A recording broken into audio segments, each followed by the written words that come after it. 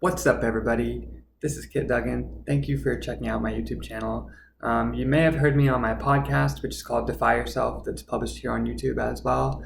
But today I'm doing something a little different. I'm going to actually talk to the camera, do a little video of this style, maybe to connect with a different audience, just to see if that sort of gets the word out there a little bit more efficiently than I'm assuming it would than just, audio with a little image for a podcast.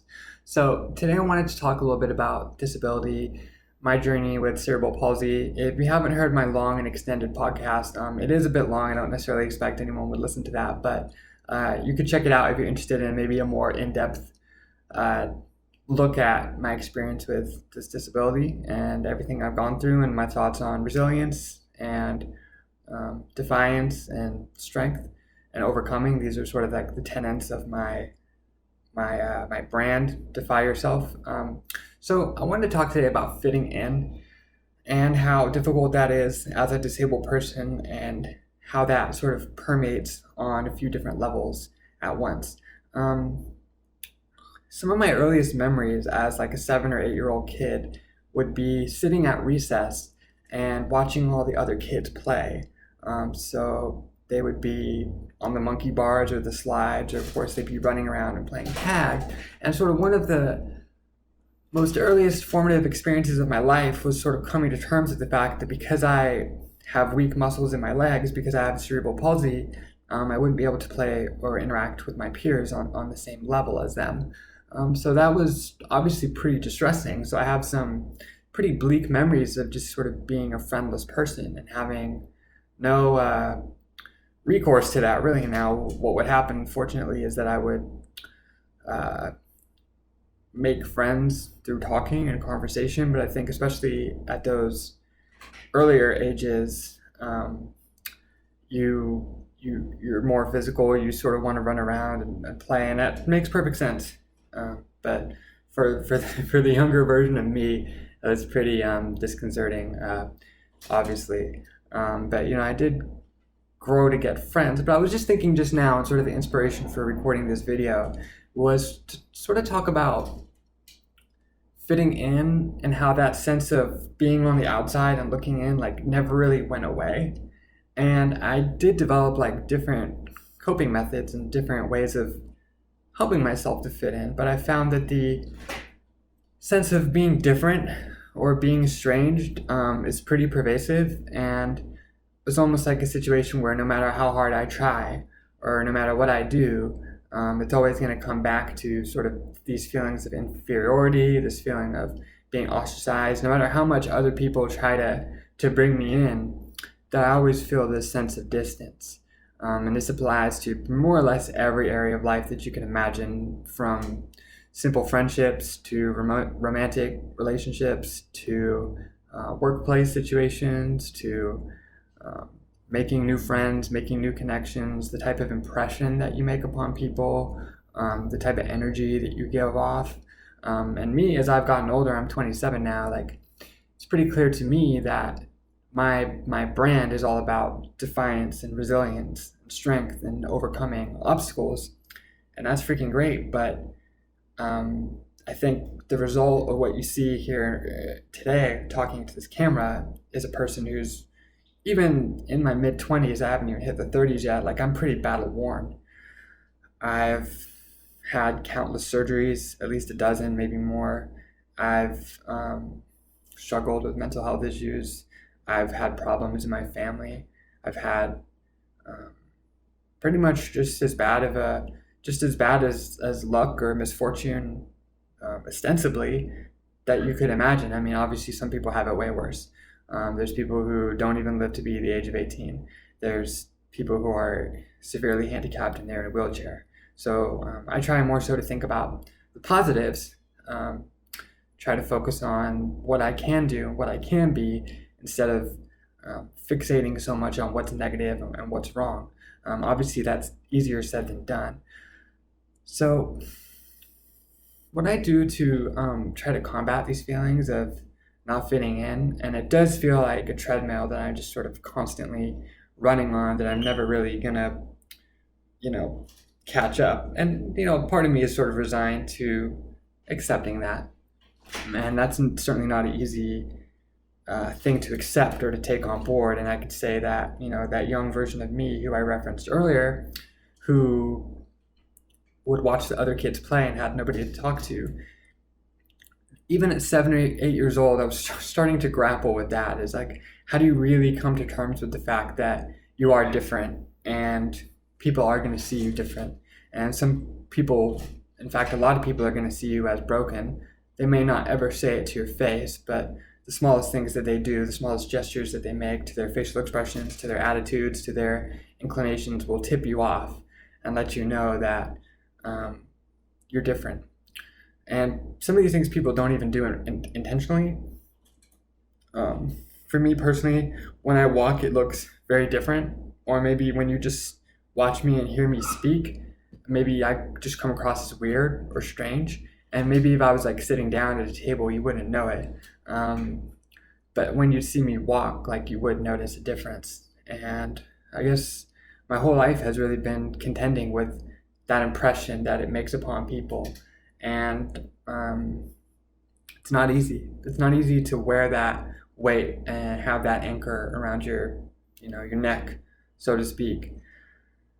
It's not easy to be different. I think maybe I got on a tangent. I was trying to talk about things that you can do to actually improve the situation. And I think for me, it all comes back to like providing value to people. And when you can, honestly and legitimately provide value to people and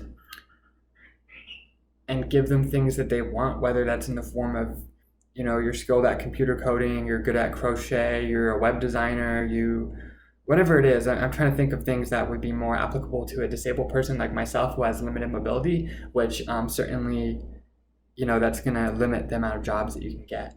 I have podcasts that you can check out that sort of talk more about career and ways that you can build a passion or build like success for yourself, even just doing stuff on the computer. I would definitely check that out if you want more in-depth on that. But I think shifting the focus away from why don't I fit in or what's wrong with me that makes me not fit in, and onto like, what is the value that I can provide that would give me legitimate means to fit in. And I think the sad part of the story is sometimes that you do provide value and people they don't see it, or they don't understand, or there's just something subliminal or something subtle. There's like an undercurrent of like, no matter how good you are or what you do, it's like, it's a very sort of primal thing. And I think as I get older, one of the most interesting things that I've sort of tapped into is how much nonverbal and discrete and indirect communication plays into our impressions of each other and how we evaluate people. And even though I feel like I have so much against me in that regard because of my physical disability and, of course, like mental illnesses and whatever the hell else I have going on, I'll leave that for you to judge.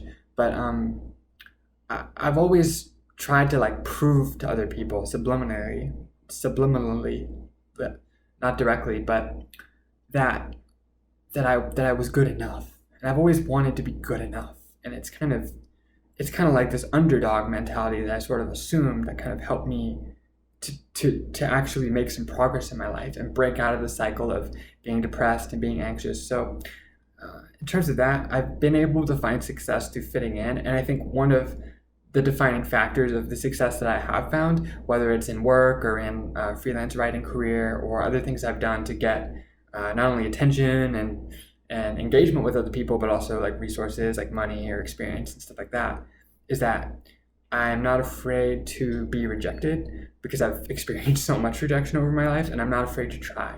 And I'm not afraid to try to do things that even people who can walk better than me, or they're quote unquote normal, that they wouldn't try to do, because I'm kind of like a desperado in that regard. Like, I will just take not like a risk, like I'll walk through fire literally, but I'll go to a job interview that maybe I don't know how I even got this interview, and then somehow knock it out of the park or something like that. I'm just always looking to like make a big splash, even when it's unexpected. And that itself gives me like a sense of peace and a sense of like, at least even though things are really hard, and sometimes I'll just have these visceral moments of like, God damn, it's hard to be me. But then I just get back to, okay, like, what can I do to provide value and service to others? And how can that, and it turns around, right? So it's like, you think that you think that you're just supposed to have like self-esteem and feel good about yourself, but really the way we feel good about ourselves is by leaning into like serving other people and helping other people. And I think I can do that with my voice, and I can do that with my mindset. But I don't know. I feel like I could make $1 million a year from now, and I would still feel jealous of people that can walk better than me, or I would still get down on myself because I'm just like, damn, I have one life to live, and I was born this to be a freak, and I don't consider myself a freak. I don't think I look like a freak. I don't think I sound like a freak, but there's always a part of my mind that's like, you know what, you are a freak, and they might embrace you or accept you in a peripheral sense, but you're never going to get into that like deeper layer of acceptance and love. And I don't know what accolade or height that I have to achieve to get a sense of like, oh wow, like I deserve this, or I'm a lock for their love and for their admiration and for their respect. I don't know what that is, what I have to do, but there's something in my mind that says that I have to do it. I'm not sure if I ever will reach those heights. Sorry about these blinds, by the way. Like I probably should have closed the window, but I'm on a roll here anyway. But yeah, I don't know what I'm gonna have to do to reach the heights that I guess in my mind that I have, because I have a very sort of weird disposition in that I'm sort of like a disabled depressive, but I also have kind of the mindset of a leader and like an entrepreneur and ambition as well. Like I have a lot of ambition that is well above my station. And I think that's probably the best quality that I have, is that if someone was going to be born in the situation that I'm born in, you want to be tenacious, you want to be resilient, and you want to keep trying. I think I'm going to wrap the video up right there. Thank you for listening. Thank you for watching. I have a lot more to say on this topic, obviously, but I just want to talk about fitting in, what we can do to help ourselves fit in, and what we can tell ourselves when things aren't working out in that regard. Please check out my podcast. Please like and subscribe to the channel if you're interested. I'm going to look into doing a couple more of these videos, see how I can make them kind of interesting, and see if people respond to the actual video instead of just the little podcast with the graphic or whatever. All right. Thank you so much. I'll see you later.